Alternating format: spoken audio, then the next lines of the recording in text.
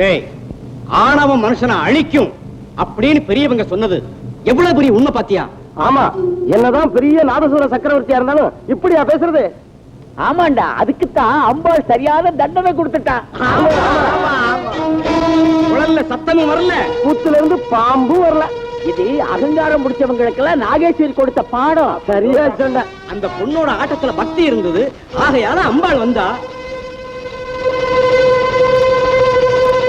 இவன் மானசனா இருந்தா இனிமே நாதஸ்வரத்தை தொடக்கூடாது.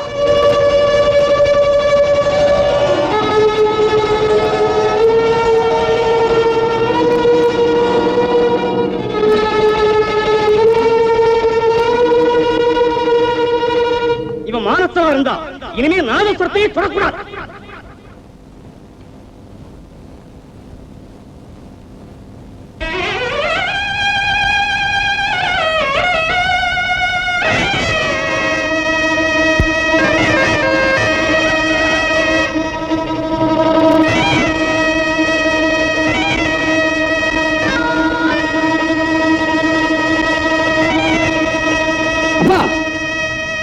ஏன்பா இந்த விஷத்தை ஏன் கையில தூக்கிட்டு வரீங்க?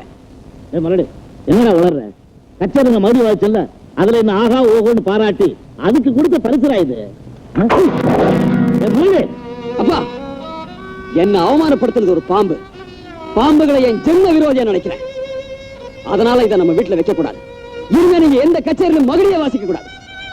ஏதோ சந்தர்ப்பத்தால ஒரு பாம்பு உன்னை அவமானப்படுத்துச்சுங்கிறதுக்காக மரத்தால செஞ்ச பாம்பை கூட இருப்பாங்க. எந்த ரூபத்துல பாம்பை பார்த்தாலும் எனக்கு ஆத்திரமா வருது. இனிமே எந்த பாம்பை எங்க பார்த்தாலும் அதை அடிச்சு கொள்ளாம விட மாட்டேன்.